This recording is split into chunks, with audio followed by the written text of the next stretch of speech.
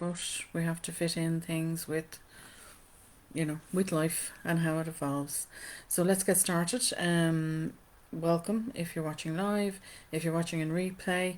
Thank you for watching in replay. I know an awful lot of people watch here on Facebook and in on YouTube, so thank you very much for doing that. So let's talk about this first in a three-part mini-series on self-care habits. So there's small mini habits or little things you can do to show up for yourself, to help yourself.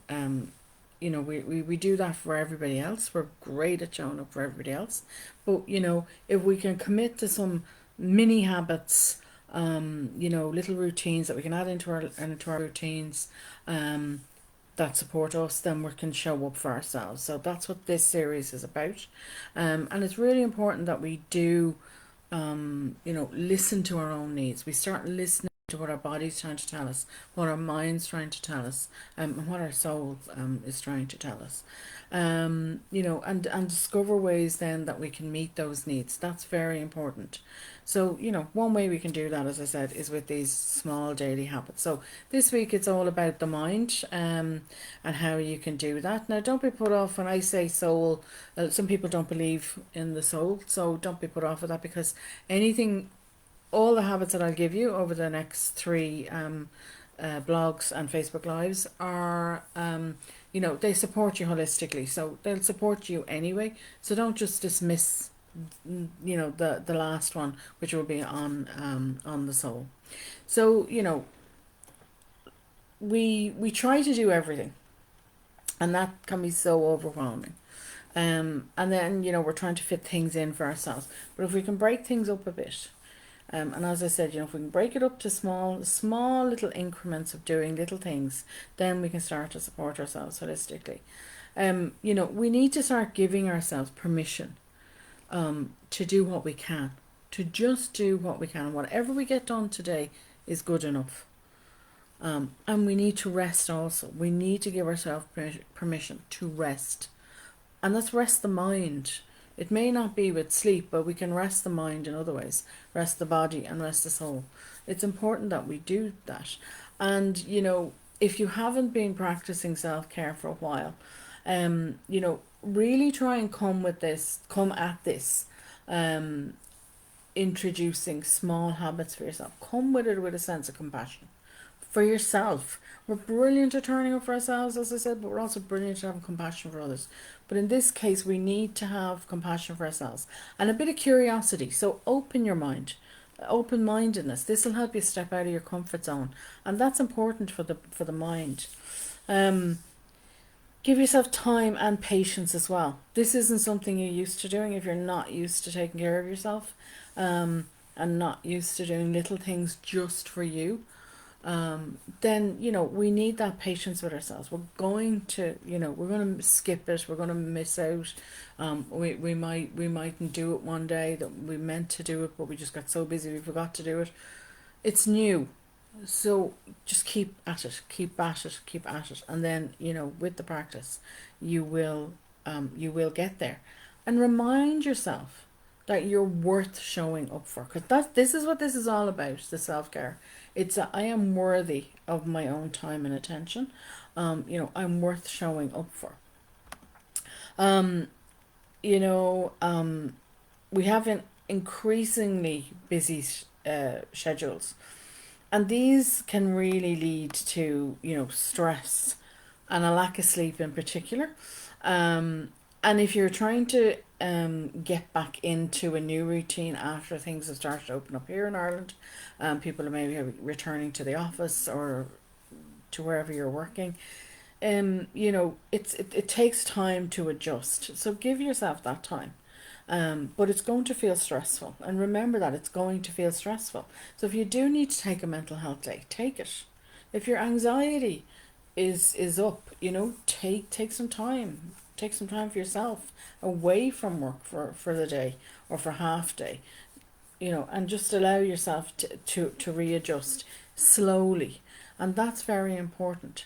Now, as I've said before, a great place to start with meeting our own needs is that very basic self-care routine. And I placed a link in the original blog, which you'll find in the description. And that's important. for meeting your very basic needs. So I'm going to assume that people are meeting their very basic needs. So I'm not going to go into it because I've done videos on that before. But you know, there are other ways we can look after our mind, our body, and our soul. And these can help stave off stress. And that's what these mini habits are all about. It's not just about looking after yourself. It's about staving off stress, your anxiety and other mental health conditions, is to try and stave those off or reduce or minimize the impact that the stress can have on you. So, you know, create a plan, create a plan that's manageable for you. So I'm going to give you some ideas, as I said, but remember, it starts slow. One small habit at a time is all you introduce.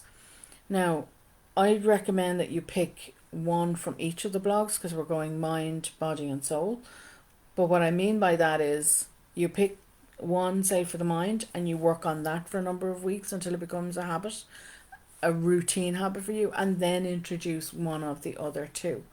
And at the end, you should have three main habits new habits that will look after you holistically and that you can, you know, that you are doing on a regular basis. But you would introduce them slowly, one at a time. So let's get into it. I'm just going to give you about 8 or 9 little habits that you could try. I've done blogs on stress before, and I've given you other habits up there. There are lots of blogs on stress, and as I said, basic self-care. There's self-soothing habits up there, blogs on that, and I've done videos on all of those. So go have a look at those as well, because what I call out today, well, no, I don't want to do any of those. Have a look at the other ones and see. There'll always be something that'll fit into my lifestyle. That's easy to do. I can do that.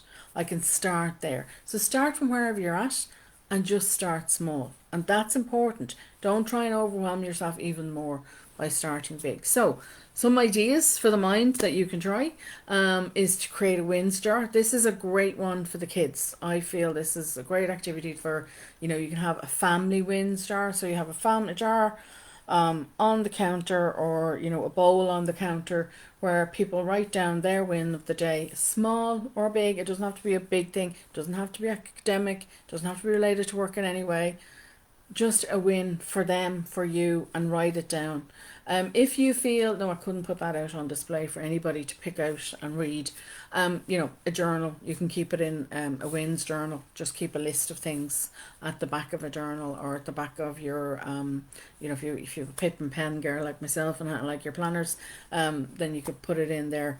But it's a simple thing to do. All you do is write down, what was your win of today? What was my win of today? And write it down and put it in the jar. Then go back and reread it, because when we become stressed, worried, anxious, sad, etc., whatever's going on for us, we can very quickly forget what we achieved. That all gets shoved to the side, and our sole focus gets caught up in the negativity that's happening right now. We become overthinking, or whatever the cognitive distortion is going on for you right now. But just taking a few minutes to remind yourself that, you know what, I have achieved stuff, can one, help reduce the stress and the anxiety and can pick you up. But it can also remind you that you've coped before and you've survived. So you can cope again. You will survive this. So it's a 2-for-1 there. It's not only reducing the stress and the anxiety, it's also telling you and reminding your mind, I've done this, I can do it again. So have a think about that one. So creating a Windstar is that one. Number 2, a pretty obvious one would be to reduce your to-do list. I've talked about this before, reviewing your priorities. It's really important that you get things off that to-do list. Particularly if, it's becoming overwhelming for you. You're feeling overwhelmed and stressed. You really have to sit down and say, well, what exactly am I doing with my time? It's worth the time to investigate that. And then to start scratching some things off it.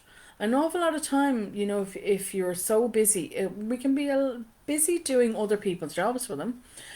Or sometimes we have things on the to-do list that they've been there for a long time, and right now it is unrealistic to get that done. So just scratch it off, put it on a what we call a parking lot sheet. I will do it in the future. I'm not saying I'll never do it, but put it off the to-do list. It's not going to get done this week. It may not get done until 6 months down the road. So take it off. It's not a current thing that you need to be worrying about. If you park it in, like we say, a car park, a parking lot, we put it in the car park, we leave it there, we know it's there, our brain knows it's there, we can refer back to it, we don't have to keep it nagging in the mind, and it gives our mind a much needed break because we've scratched some things off. But really need to look at, is our list unrealistic? We need to know, am I, doing something for somebody else that they're very capable of doing themselves? Hand them back. Am I not asking for help? Am I not delegating or deleting things that, I need to do? So really have a look at reducing that to-do list. It is important. The other one I'll mention there is the nightly brain dump. I haven't put it in the habits, but it is brilliant at night to do a brain dump. You simply write down everything that's going on in your head. You can write down all the emotions, you can write down your to-do list, your shopping list, whatever it is that's going on in your head, just start writing it down on a piece of paper. And I would suggest a piece of paper, don't type it out, and get it out just before you go to bed, because it frees up the mind and it reduces down that stress and anxiety for you, and allows you to get a better night's sleep. So that is another one there. Number 3 is to complete a mini declutter. Now, number 4 is to fix one thing in your home. Both of those are kind of related.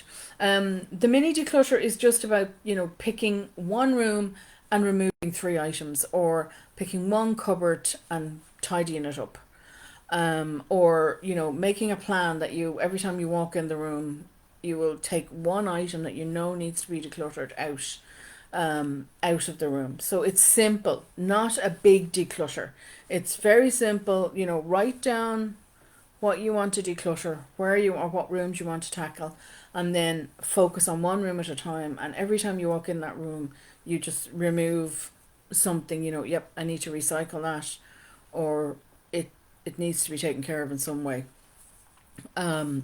So think about doing a mini declutter. It's not big. It's just tiny. Think tiny steps there, breaking down decluttering into the most tiny steps of removing one item at a time, or cleaning out one cupboard and just tidying it around, or one side of the wardrobe or something that'll take you 2 minutes or maximum 5 minutes at the most. And then the fourth one, as I said, is to fix one thing in your own. Those are the little naggy things that you have on the to-do list. So this is about deleting things on your to-do list. They're nagging you. You need to mend something. So small things could be a switch.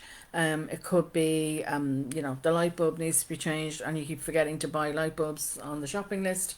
Something simple, but they nag you, and they nag you, and they nag you, and they'll nag you back here. They'll just keep nagging you, like, oh yeah, I keep meaning to do that. I keep meaning to do that. Write them down, get them down. They're parked. Then they're parked, and make the commitment to scratch one of them off daily or once a week. It doesn't matter how long. If it's to phone somebody to get something fixed, make that phone call. Write it down and just pick up the phone and make that phone call. Get it out of your head. Get it off your list. Get that away and out of your list to do. Number 5 is to change up your meditation. Now, if you don't do meditation, I'm going to assume people are doing meditation, because meditation is part of, as far as I'm concerned, your basic self-care. If not, I would suggest that you do take up a meditation. The quickest and easiest and smallest meditation to do is a 3-minute breather.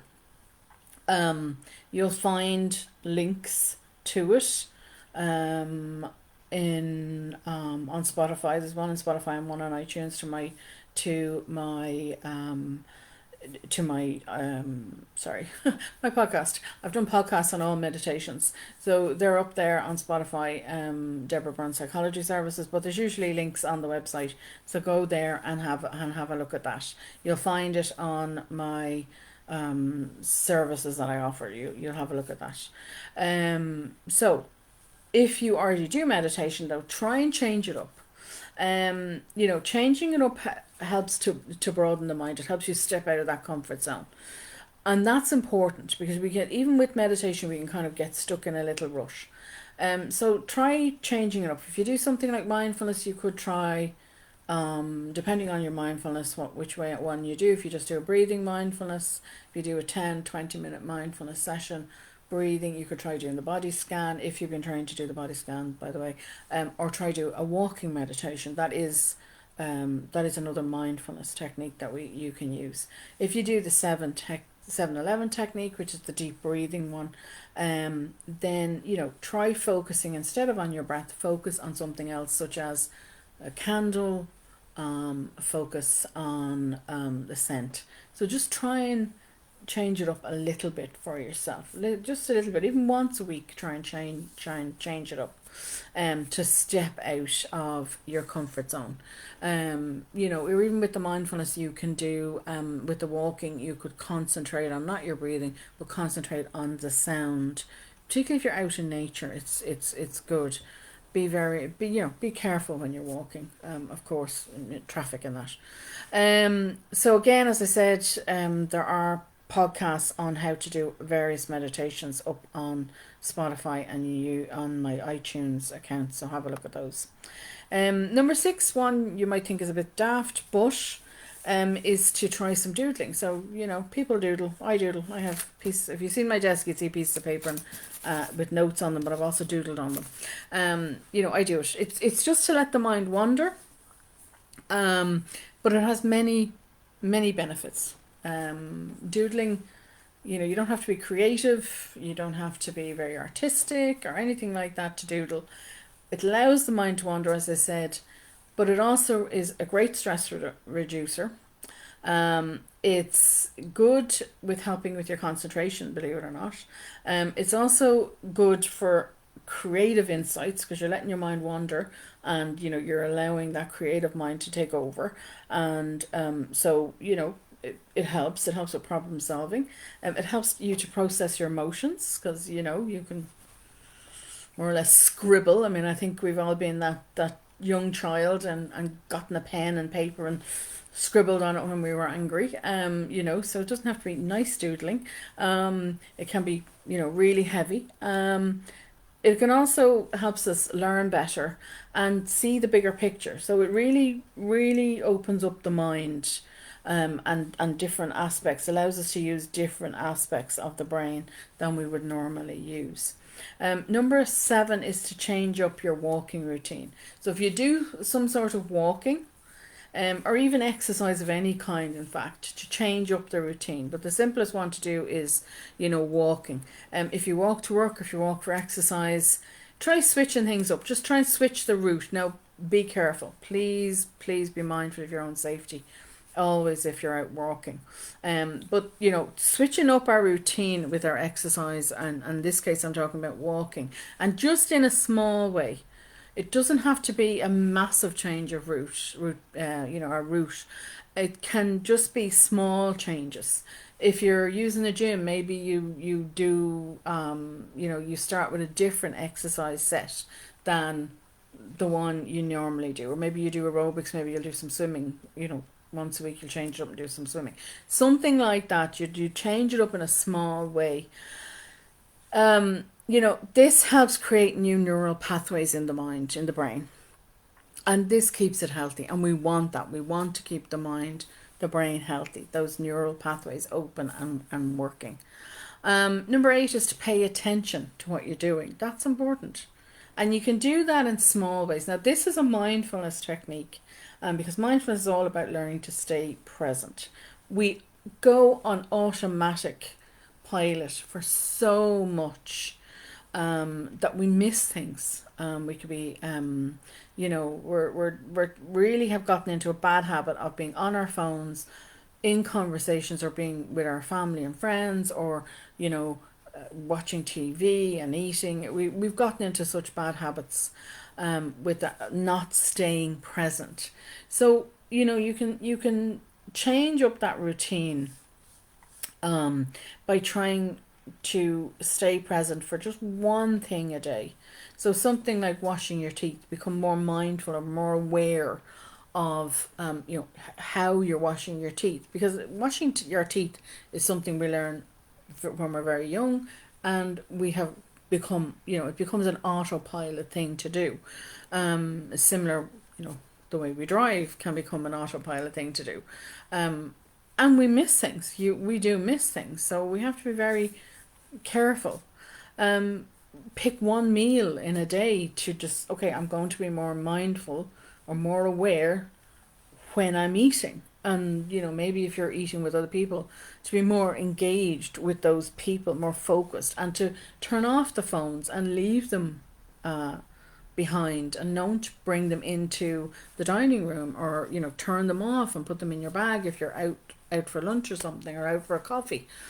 Don't have them on for whatever length of time that meal is going on for. The world is not going to stop just because you can't get on your phone, or you're not seeing the latest thing on social media. So slow down. Just slow down. That's what that does. It just helps us to slow down and become more present. And then it has a knock-on effect to the rest of our lives, because when we practice being present and staying present, as I said, this is mindfulness. It does increase our awareness of everything else that's going on around us.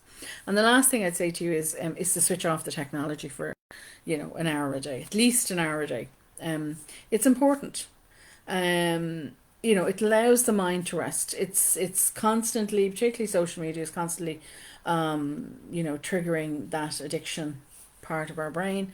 So we need to allow the mind to rest. It increases our anxiety and our stress. So again, we need to calm down that fight, flight, or fright in our body. So switching it off, particularly before bed, 1 hour before bed, and allows the mind to start turning down, if you like, spin the washing machine to reduce down, and relax, allows us to relax, and as I said, to help ease up on that flight, fright, or fright that's going on in our body when we're on technology.